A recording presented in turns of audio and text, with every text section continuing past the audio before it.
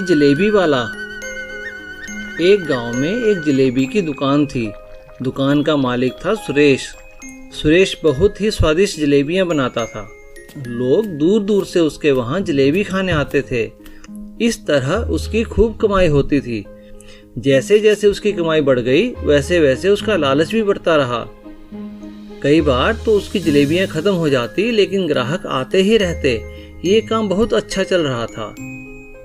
काम तो बहुत बढ़ गया है, लेकिन मुझे अकेले संभालने में दिक्कत हो रही है। एक दो कारीगर रख लेता हूँ, वो जलेबी बनाएंगे और मैं बस पैसे इकट्ठे करूँगा। अब सुरेश सिर्फ गल्ले पर ही बैठने लगा। उसने एक छोटा सा चुंबक अपने तराजू के नीचे भी चिपका दिया, जिससे कि कम जलेबियों से भी ज्यादा पैसे मिले। आधा किलो जलेबी दे दो। हाँ हाँ, क्यों नहीं। बस इतनी सी? ये तो कम लग रही है। कम नहीं है, तुम्हारे सामने ही तो तोल रहा हूँ। पूरी है, ले जाओ। इस तरह सुरेश ज्यादा पैसे कमाकर खूब अमीर हो गया और मोटा लाला बन गया। उसने जलेबियों के साथ साथ समोसे और पकौड़े बेचने भी शुरू कर दिए।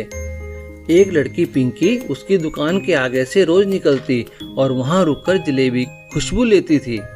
वो गरीब थी, इसलिए कभी जलेबी नहीं खरीद पाती, पर वहां खड़े होना उसे अच्छा लगता था। जाओ यहाँ से, क्या करने आती हो यहाँ पर?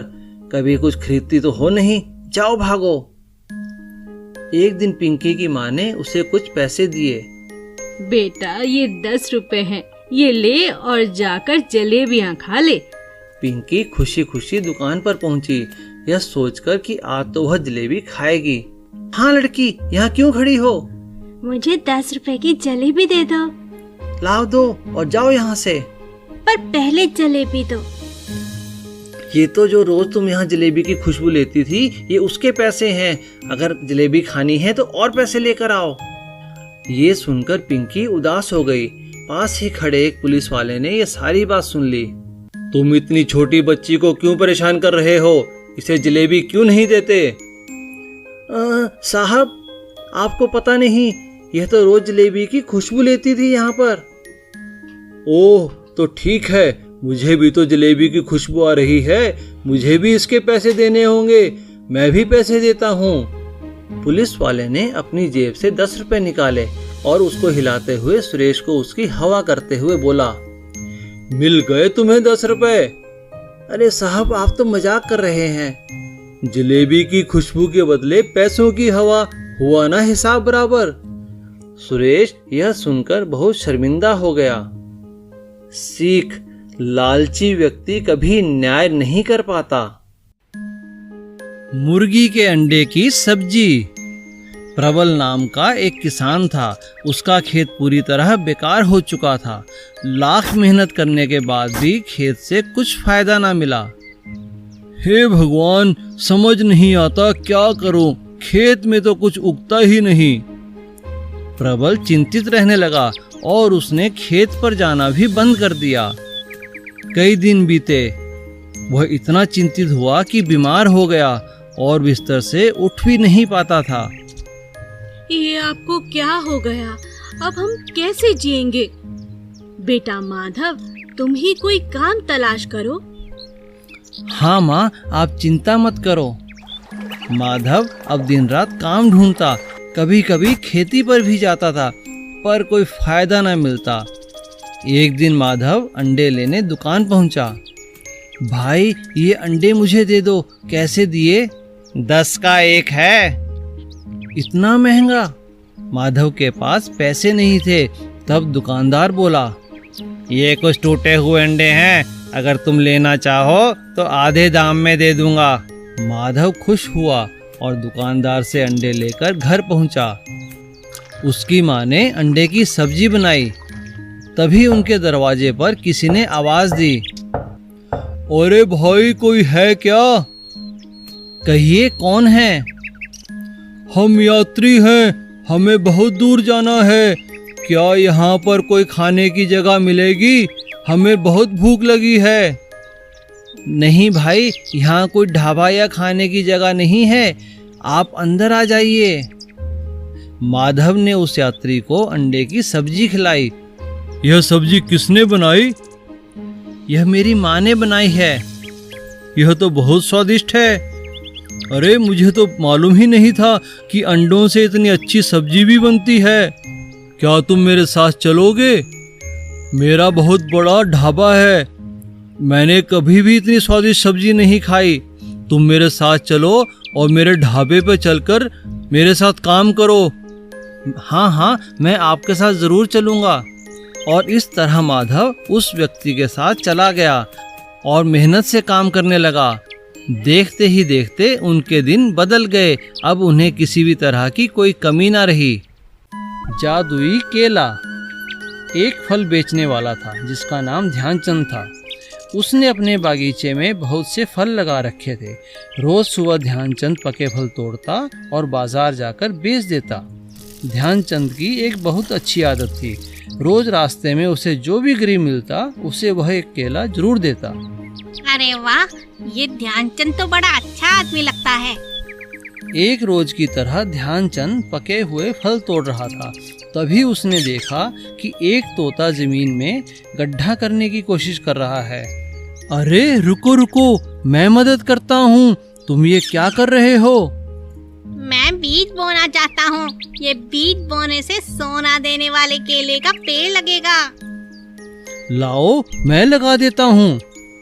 ध्यानचंद ने तोते की बात पर विश्वास तो नहीं किया, पर वो बीज बो दिया और हर रोज उसमें पानी डालने लगा। तोता रोज बीज देखने आता। काफी दिन बीत गए। एक दिन बीज में से एक पेड़ बाहर निकला और कुछ ही दिनों बाद उस पर सुंदर सुंदर सोने के केले लगने लगे। अब तो तोता भी उसी पेड़ पर आकर रहने लगा। ध्यानचंद ने जब सोने के केले देखे तो उसे लालच आ गया और उसने तोते से कहा, तुमने बिल्कुल सच कहा था, यह तो सच में सोने के केले देने वाला पेड़ निकला। तुम्हारे पिताजी ठीक कहते थे। तुम्हारा शुक्रिया, तुमने ही इसकी देखभाल की। तुम हर रोज एक सोने का केला लेकर जा सकते हो। इससे तुम्हें बहुत मदद मिलेगी। अब ध्यानचंद को तोता हर रोज एक सोने का केला देता और ध्यानचंद उसे बेचकर खूब पैसा कमाता। मगर ध्यानचंद को एक एक केला पाकर संतुष्टि नहीं थी। वह तो सभी केले पा लेना चाहता था। अगर यह तोता मर जाए तो पेड़ मेरा हो जाएगा और फिर सारे सोने के केले मेरे होंगे। इस तोते को रास्ते से हटाना ही होगा। ध्यानचंद ने एक दिन मौका पाकर केलों पर जहर लगा दिया। अब देखता हूँ ये केले मुझे कैसे नहीं मिलते। तोता दूर ही से यह सब देख रहा था। अच्छा, तो तुम्हें सारे केले चाहिए। लालची इंसान हो तुम। मैं तो तुम्हें एक भला आदमी समझकर तुम्हारे बागीचे में ये केले का पेड़ लगाना चाहता था, मगर शायद तुम जानते नहीं, अगर मैं इस पेड़ पर नहीं रहूंगा तो ये दोबारा कभी सोने के केले नहीं देगा और मैं यहाँ से जा रहा हूँ। और तोते के जाते ही वो पूरा केले का पेड़ सूख गया और उस पर से सारे केले झड़ गए और ध्यानचंद अपने लालच की वजह से हाथ मलता रह गया। कंजूस कुमार। कुमार नाम का एक सेठ था। सेठ अपनी कंजूसी के लिए बहुत मशहूर था। एक दिन सेठ की पत्नी बोली, आपकी कंजूसी की आदत तो बढ़ती ही जा रही है। कितने दिन हुए एक अच्छा फल तक नहीं खाया। इतना पैसा भला किस काम का कि जो चाहो वो खा भी ना पाओ। अरे अरे बस करो, कितने ताने मारोगी। आज ही लेता आऊंगा, अब चलता हूँ।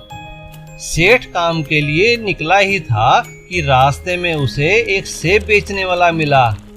अरे भाई, ये सेब कैसे दिए? सेठ जी 100 रुपए किलो हैं। अरे क्या पागल हो गए हो? 100 रुपए किलो? सेठ हूँ इसलिए लूटना चाहते हो? नहीं सेठ जी, यह भाव तो सबके लिए है। आप मुझे गलत समझ रहे हैं। सब समझ रहा हूँ। 50 रुपए किलो देने हैं तो बोलो, नहीं तो मैं चला। सेठ जी माफ कीजिए, मेरा सेब महंगा है, मैं नहीं दे सकता। अच्छा, जाओ, मैं किसी और से ले लूंगा। सेठ आगे चला जाता है। लूट मची है, पैसे क्या पेड़ों पर लगते हैं? तभी सेठ को एक और सेब वाला दिखा। सेब ले लो, सेब, मीठे मीठे सेब, सिर्फ 50 रुपए किलो। 50 रुपए? अरे भाई ठीक ठीक लगाओ, ये दाम तो बहुत ज्यादा है। मैं तुम्हें 20 रुपए दे सकता हूँ, बोलो दोगे? अरे सेठ जी नहीं, इस दाम में तो मुझे भी नहीं मिले हैं। मेरा खुद का बाग थोड़ी है, अगर होता तो शायद तुम्हें दे देता। अरे जाओ जाओ, मैं किसी और से ले लूंगा। आगे जाकर सेठ की नजर एक सेब से लदे पेड़ पर गई। सेठ झटपट पेड़ पर चढ़ गया। अरे वाह, जब मुफ्त के सेब मिल गए तो खरीदने क्यों? और बिना सोचे समझे सेठ पेड़ से लगातार सेब तोड़ता रहा। तभी पास में बच्चे गुलेल से सेब पर निशाना लगा रहे थे और एक बच्चे की गुलेल से निशाना सीधा सेठ की आंख पर लगा और वो नीचे गिर पड़ा। उसकी आंख भी फूट गई और कमर भी टूट गई। हाय हाय हाय हाय हाय, क्या हो गया? तभी आसपास खड़े लोगों ने सेठ को उठाया और उसके घर लेकर गए। अरे अरे, यह क्या? इतनी चोट कैसे लगी आपको? हे भगवान, मैंने तो केवल आपसे कुछ फल मंगाए थे। कंजूसी की भी हद होती है, अपने हाथ पैर तुड़वा लिए। इतने महंगे तो कोई फल भी ना होंगे। तुम ठीक कहती हो, आज से मैं इतनी कंजूसी नहीं करूंगा। चूहे से शादी। मोहन और उसकी पत्नी एक गांव में रहते थे। उनकी शादी को कई साल बीत गए, लेकिन उनकी अभी तक कोई संतान नहीं थी। इसी कारण वे परेशान और उदास रहते थे। सुनो जी, हमारे गांव में एक बहुत बड़े संत आए हैं। सुना है वे सबकी मनोकामना पूरी करते हैं। चलिए ना, हम भी उनका आशीर्वाद ले लेते हैं। मोहन और उसकी पत्नी संत के पास आशीर्वाद लेने पहुंचे। संत ने उन्हें एक चूहिया दी और कहा, ये लो, आज से ये चूहिया तुम्हारी संतान है। जब तुम दिल से इसे संतान मान लोगे, ये इंसान रूप में तुम्हें मिल जाएगी। और ऐसा ही हुआ। जैसे ही मोहन ने उसे गोद में बिठाया, वह एक छोटी बच्ची बन गई। संत को प्रणाम कर वे अपने घर लौट आए और अपनी बच्ची का नाम रखा आशा। कई साल बीत गए, आशा भी बड़ी हो गई थी। मोहन और उसकी पत्नी अपनी बेटी को खूब प्यार देते। वे भूल चुके थे कि वह एक चूहिया है।